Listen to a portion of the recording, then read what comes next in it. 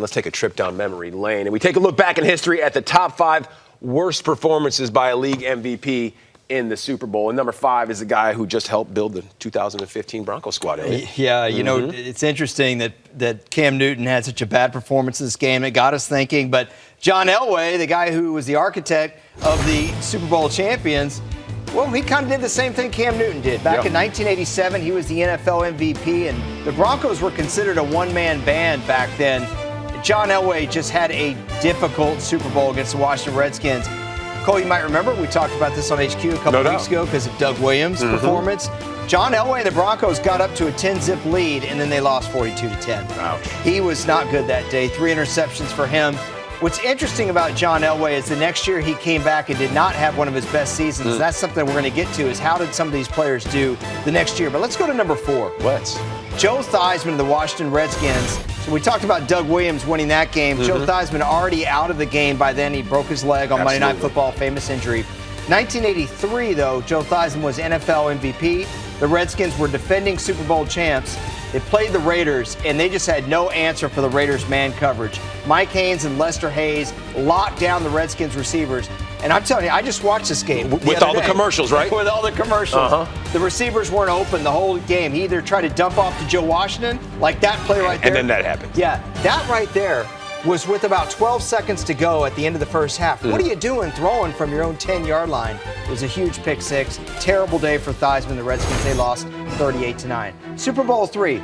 Now, a really rare circumstance. Cole, in 1968, Earl Morrall won the MVP trophy despite being the Colts' backup quarterback. Crazy. So it'd be like if Brock Osweiler came in and then won league MVP. Well, he was valuable. Yeah, Johnny Unitas was the Colts starter, an older player, much like on the tail end, Peyton Manning. Like at the tail end, exactly. But Earl Morrall, a terrible day throwing the football. Multiple interceptions, including that one right there to safety Jim Hudson. He missed on a flea flicker at the end of the first half. Could have gotten him a touchdown.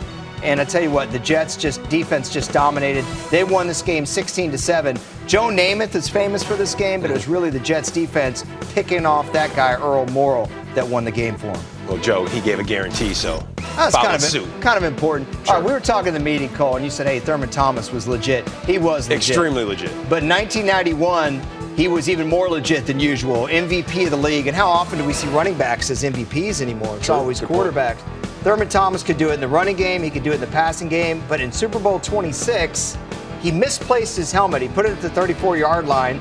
They moved it for, I believe, the national anthem, and then he couldn't find it. Yeah. So Kenneth Davis had to start the game. Can you imagine the MVP of the league? Without your helmet. Exactly. So Thurman Thomas, not a good day. 10 carries, 13 yards. Tough for the Buffalo Bills, to say the least. But that's not number 1. It's not number 1. Any guesses? And I kind of know because I had the script right in front of me. But you're supposed to play it. We're going to go back to 2002, a year when your puka shell necklace game was strong to quite strong. I had multiple ones. I had a green one, I had a seashell one. But that said, Rich Gannon, I think he probably would have rather hung out at the beach on that day, man. Yep. Terrible day for the Raiders offense. Rich Gannon, love listening to him on Sirius Radio, NFL channel, but just a bad day for him. Everybody has a bad day. Gannon was brilliant in 2002. He even completed 20 consecutive passes at one point. That said, it wasn't his day. 5 interceptions, 3 pick sixes. 3. That's not great. That is giving the other team some serious points. Rich Gannon, the worst day an MVP has ever had in the Super Bowl. A league MVP in the Super Bowl.